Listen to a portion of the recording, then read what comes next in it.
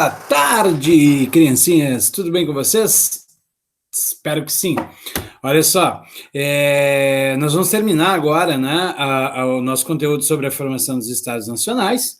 Nós falamos na aula passada sobre a França e a Inglaterra, agora nós vamos falar sobre o Sacro Império Romano Germânico, sobre Espanha e Portugal. Tá? Então, assim, ó, o Sacro Império Romano Germânico, deixa eu mostrar aqui no mapa, é essa região que compreende parte da Itália hoje, né? Uma parte da Suíça, até uma parte da França, Alemanha, Áustria, né? Holanda, Bélgica. Então, o Sacro Império Romano Germânico, veja como ele começa. No ano de 962, a leste deste território aqui, né, encontravam-se os magiares. Os magiares era uma estepe que vinha da Ásia tentando invadir a Europa. Nós falamos deste povo ainda lá no contexto da formação do feudalismo, né? Eles foram barrados por Otto I no ano de 962, então a leste, né, do Império Romano Germânico, né, que está se formando nesse momento. E a coroação de Otto I foi realizada pelo Papa em Roma. À época via-se, né, em Otto I um defensor da igreja. Então, a igreja queria selar, né, essa relação com Otto. Tá? Isso marcou o surgimento do que viria depois a se chamar, né, de Sacro Império Romano Germânico. Isso também marca o início de uma relação uma relação política, obviamente, entre a igreja, tá? E uma tentativa, né, de se aproximar do imperador, agora imperador do Império Romano Germânico, tinha por intuito enfraquecer, então, a nobreza guerreira e proprietária de terra. Né? Você tem aí uma união, né, dos poderes temporais e espirituais. Ok? A partir deste momento, né, desta ligação entre o poder espiritual da igreja e o poder material do imperador, nós teremos aí, né, cada vez mais essa relação se estreitando, chegando o imperador nomear diversos bispos como administradores reais, concedendo a eles títulos nobiliárquicos, conde, visconde, duque, né? Entretanto, né, e o mais importante neste momento é que os imperadores deste Sacro Império Romano Germânico vão passar também a intervir nas indicações da igreja, né? Vão intervir nos cargos da igreja. Eles vão investir. Investir é igual a nomear. Eles vão nomear membros da igreja, né? Mas o termo é investir. Obviamente que eles nomeavam como membros da igreja, e óbvio, do alto clero, né, seus aliados políticos. Né? E, na maior parte das vezes, o faziam não por uma questão vocacional. Tá? Eles indicavam aí, né, os membros da igreja, mais por questões políticas do que qualquer outra coisa. Por conta disso, se chamou, né, de investiduras laicas, ou seja, sem uma influência religiosa. Né? Ele nomeava membros da igreja aí por pragmatismo político, né? Nomeava seus aliados, não era qualquer um. Tá? Isso começa no século X, portanto, e transcorre aí ao longo do século XI, o que vai levar, na segunda metade do século XI, a uma visão bastante deformada, né? Via-se a igreja meio com o filme queimado, a imagem meio maculada. Então, alguns membros do monastério de Cluny, deixa eu mostrar aqui uma pintura, né? O monastério de Cluny ele já não existe mais, ele ficava na região ali entre a França e a Itália, não existe mais nesse formato. Este era, né, é descrito como este era o monastério de Cluny, né? A descrição dele leva a esta conclusão.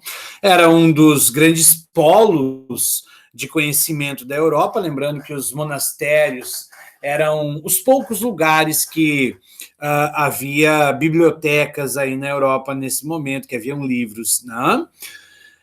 Então, o monastério de Cluny vai propor uma reforma, né? Cuidado, não é a reforma religiosa lá do século XVI, nós estamos falando do século XI, né? Uma tentativa aí de coibir as simonias, né? Neste caso, a venda de bens da igreja, a venda de cargos da igreja, e também o nicolaísmo. O que seria o nicolaísmo? A vida mundana dos membros da igreja.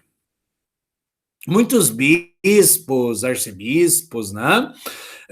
Por não terem essa vocação religiosa, por terem sido escolhidos por questões políticas, muitas vezes eram casados, tinham concubinas, tinham filhos, e os membros, né, muitos membros da igreja, tais como os de Cluny, vão achar isso inadmissível.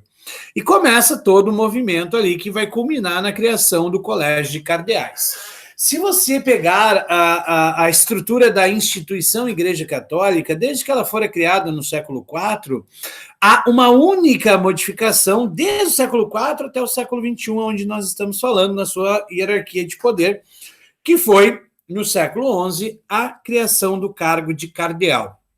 A grande função desses cardeais seria a de escolher, né, o novo Papa. Lembrando que, neste contexto que nós estamos falando, houve papas que foram tirados do poder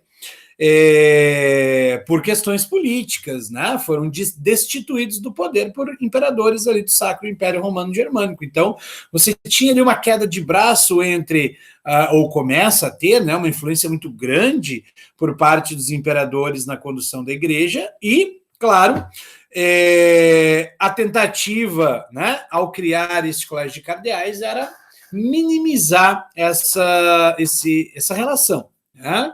Então, o primeiro membro, né, o primeiro papa a ser escolhido pelo Colégio de Cardeais foi um monge do monastério de Cluny, chamado Hildebrando de Cluny, que assumiu com o título de Gregório VII. Né? Quando um papa assume um título, quando ele assume um nome, ele quer fazer referência a outro papa que escolheu esse nome. Então, Gregório VII, ele está adotando esse nome em referência a Gregório Magno, né?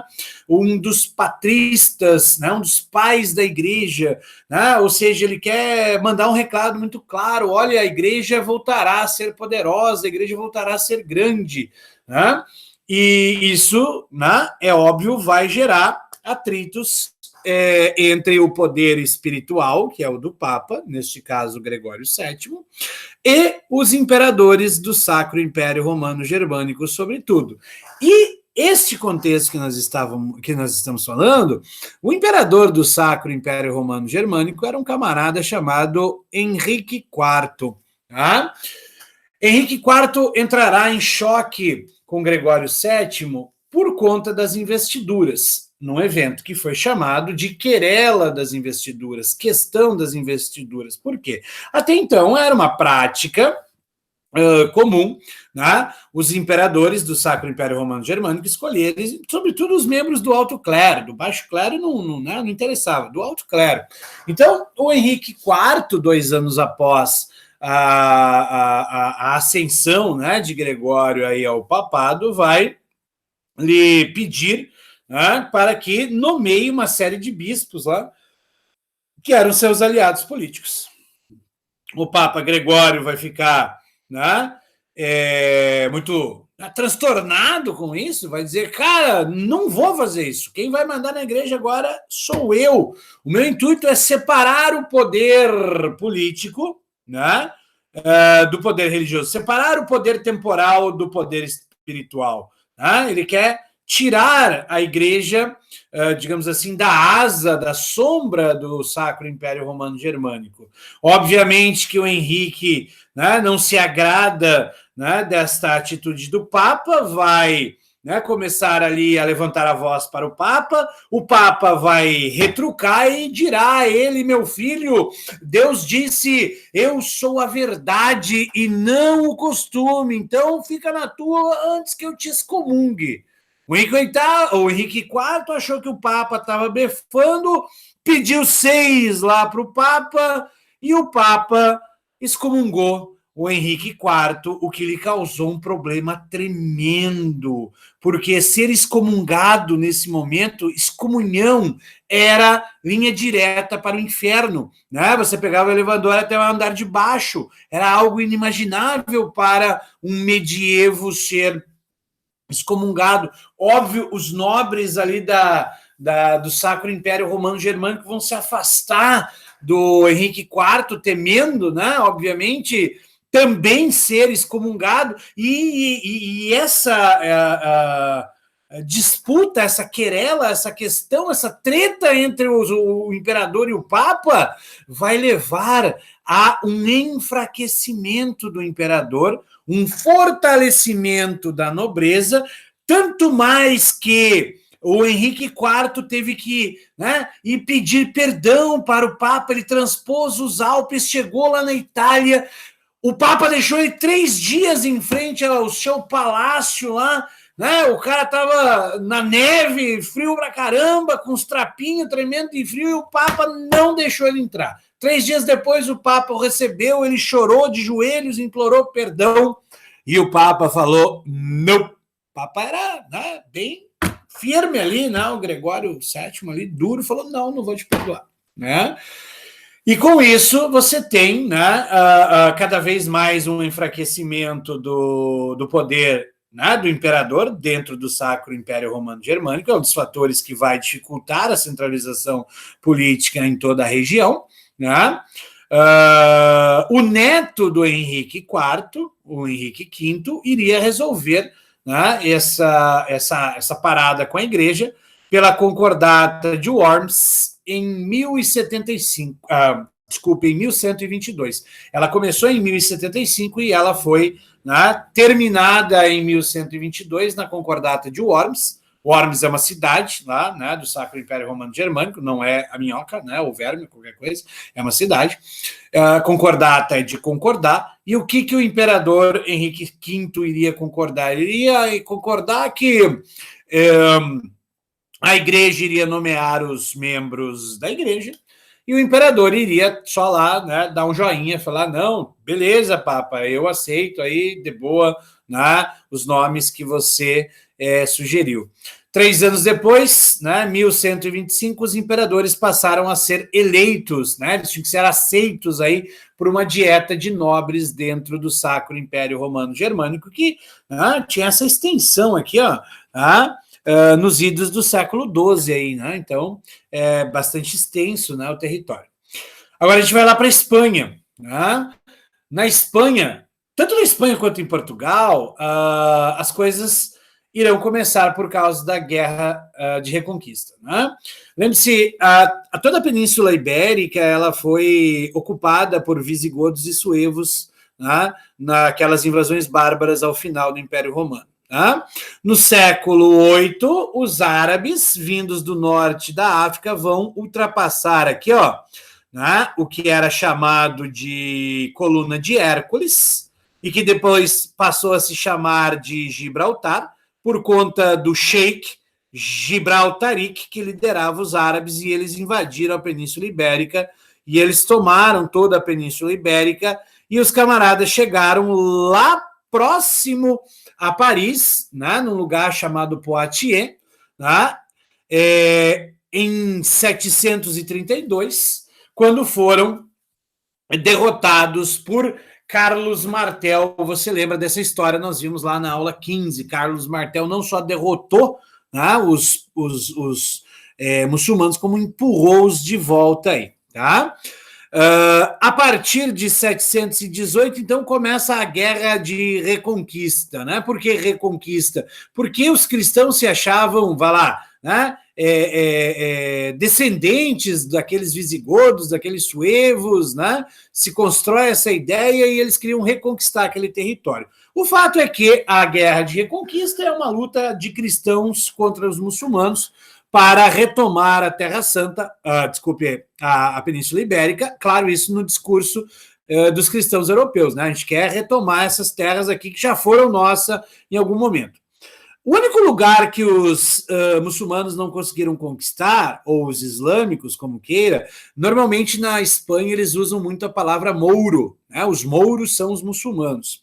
Então, se aparecer em algum lugar aí, mouro é uma das designações, né, que os cristãos ibéricos vão usar para com os muçulmanos. Tá? A única parte que eles não conseguiram tomar foi essa parte aqui, ó, né, do Principado das Astúrias. E foi daqui que começou o longo processo, né, de reconquista da Península Ibérica, né, pelos cristãos aí.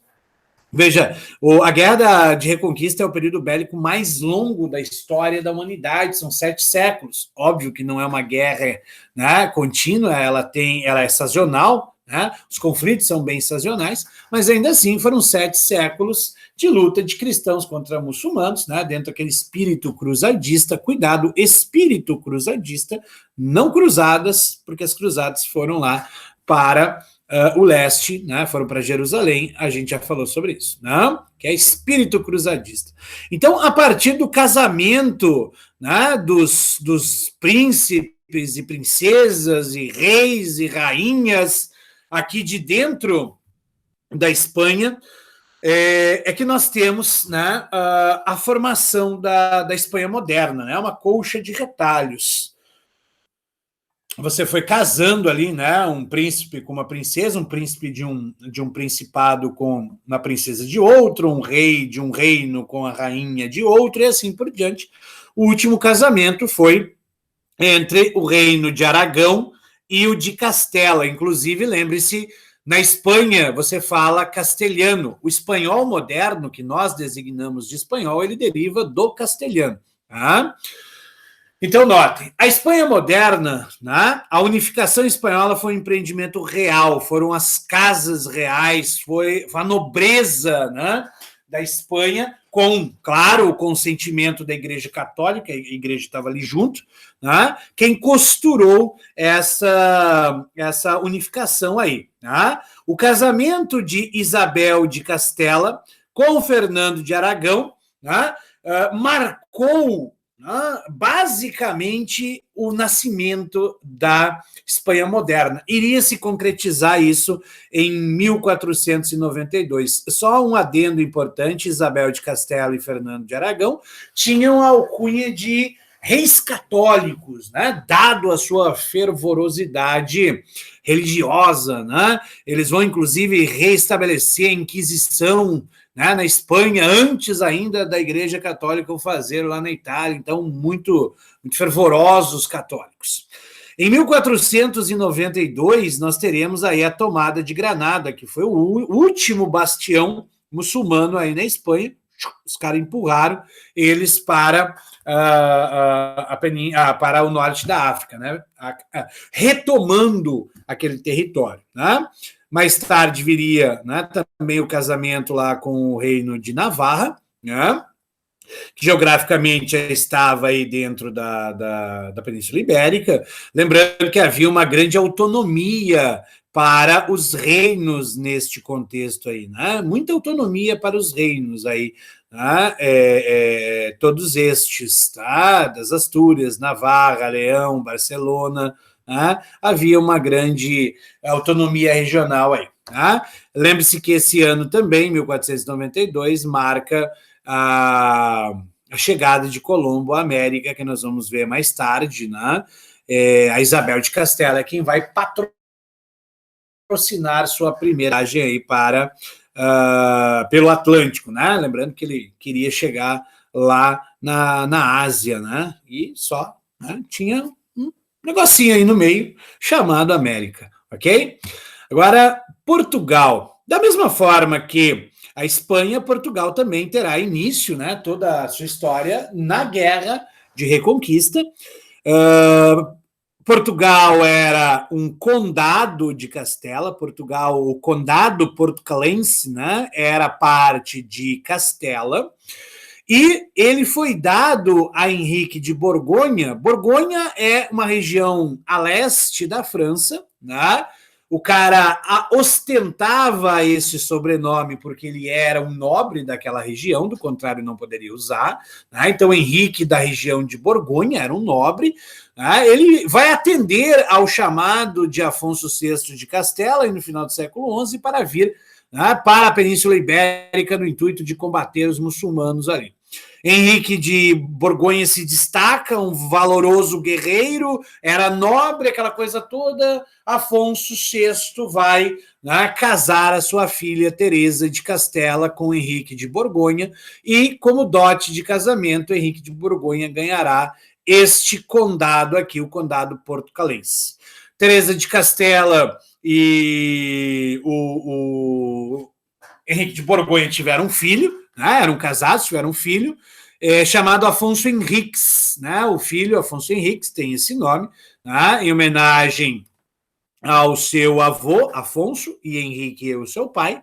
Né, ele estudou no Reino de Castela, em Zamora, se formou cavaleiro. Nesse meio tempo, seu pai, Henrique de Borgonha, morreu, e sua mãe ficou como, né, a tutora, né, a regente ali deste feudão chamado Portucale.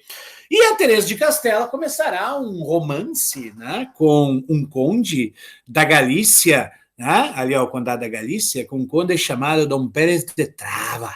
E o Afonso Henrique, temeroso, né, de sua herança, né, quando se forma cavaleiro, ele volta para o condado portucalense e vai exigir, né, a sua herança. E, claro, a Teresa de Castela, apoiado por Dom Pérez de Trava, né, vai reivindicar o domínio daquelas terras, e acaba numa guerra entre Teresa de Castela e seu filho Afonso Henriques. Veja que, né, o amor materno ali naquele momento não era algo assim tão, né, tão forte. Né? E em 1128, o Afonso Henriques vai expulsar sua mãe aí do condado portucalense e vai se transformar, né, no líder, no chefe, né, daquele condado. Né? Na Batalha de Saint-Mamed, ele derrota a mãe, expulsa ela e assume o poder da região. Depois ele acaba tendo ali um conflito com com Castela, né? Na região de Cernessa, a Batalha de Cernessa, que vai garantir, em 1136, a autonomia de Portugal em relação a Castela. A própria população ali de Portugal não era muito fã de cair nas graças de Castela, porque Castela, gente, era um reino tipicamente feudal, né? Valorizava demasiadamente a nobreza, né? Muito a agricultura, e o condado portucalense ali era uma região de bastante comércio, né? A agricultura não era muito próspera, porque o solo não era tão fértil assim. Tá? Tanto mais que aquela região ali é grande produtora de azeitonas, né? No caso oliveiras, e vinho, né? No caso videiras, que são produtos, né? Que são plantas que não precisam de um solo tão fértil assim para prosperar. Tá? Então, ele vai conseguir a autonomia política daquela região, até porque os castelhanos estavam mais preocupados em derrotar aí os muçulmanos, que ainda ocupavam grande parte da Península Ibérica, né? E o condado portucalense era bem pequeno, né? Se a gente for, né, comparar com o que será depois, observe aqui, né? Ele era pequeno. O fato é que, em 1139, o Afonso Henriques começa uma série de campanhas aí, né? Um pouco antes até, ele começa uma série de campanhas aí contra os muçulmanos aqui, ó, o Califado de Córdoba. Isso aqui era do território dos muçulmanos. E no ano de 1139, ele vai vencer os muçulmanos na Batalha de Ourix. E foi algo assim, né? Óbvio, os relatos são idealizados, mas foi algo impressionante. Por quê? Os exércitos de Afonso Henriques eram 5 vezes menores que o dos muçulmanos, ou seja, se tinha 5 soldados muçulmanos para um português, né? Para um comandado aí de Afonso Henriques. Então, teria, né? O céu se abriu, né, ou as nuvens se abriram e veio um raio de luz em cima de Afonso Henriques, como você pode ver, né, neste quadro idealizado. Isso é um mito fundador de Portugal. Né? A gente vai falar vários mitos fundadores aí ao longo da história de países e tudo mais, e de regimes políticos também. Esse anjo teria aparecido, né, a Afonso Henriques e dito a ele, né, que ele era o rei dos portugueses ali, né? O anjo da vitória entrega a Dom Afonso Henriques a coroa de rei e dessa forma, né, a cidade de Guimarães passará a ser, né, conhecida como berço da monarquia. Ele venceu essa batalha, ele vence a batalha, né, de Ouriques, obviamente por isso que, né, o berço da monarquia, né, o anjo da vitória, aquela coisa toda, ele será, né, ele é considerado o primeiro rei de Portugal, até porque em 1179 a Igreja Católica, através da bula Manifestis Probarum, né, do Papa Alexandre III, vai conceder aí a independência a Portugal, vai reconhecer Portugal como uma nação independente, como um país livre. Né? Aqui a gente tem como a expansão de Portugal aqui para o sul, ó, essa região chamada de Algarves. Ao longo da dinastia de Borgonha, os caras foram se alongando aí, conquistando todo esse território aqui até chegar ao Mediterrâneo, né? Ou melhor, ao sul de Portugal, aí, né, o Mediterrâneo aqui, que banha essa parte aqui, o Atlântico, né, aí a oeste de Portugal. E aí, os reis da dinastia de Borgonha vão incentivar a colonização interna do país, tudo aquilo que a gente viu lá no começo desse assunto, né, da formação dos estados nacionais, da relação da nobreza com a burguesia, né, das revoltas de camponeses e tudo mais, nós temos lá, ó, né, o estímulo à libertação dos servos, né, transformá-los em trabalhadores livres e assalariados, né, até mesmo pequenos proprietários. Os, né, nobres, reis de Borgonha começam a conceder cartas de franquia, inclusive na aula 21, aquela carta de franquia que a gente viu era, né, de Portugal, né, a imagem da carta de franquia, que concedia liberdade à cidade e, claro, garantia aí o apoio ao monarca, e a partir daí o monarca começa, né, cada vez ter mais soldados, cada vez mais centralizar o poder em suas mãos. A regulamentação das feiras, né? Aqueles lugares onde a galera se reunia ali para negociar, né? Constrói-se armazéns em vários pontos estratégicos do reino aí para, né, regular, digamos assim, né, os desequilíbrios regionais de produção e consumo. Ao longo do século XIV, nós temos um déficit populacional na Europa como um todo, e não seria diferente em Portugal, por causa de guerras, por causa de rebeliões camponesas, urbanas, e, sobretudo, por causa da peste negra, que atingiu em cheio a população camponesa.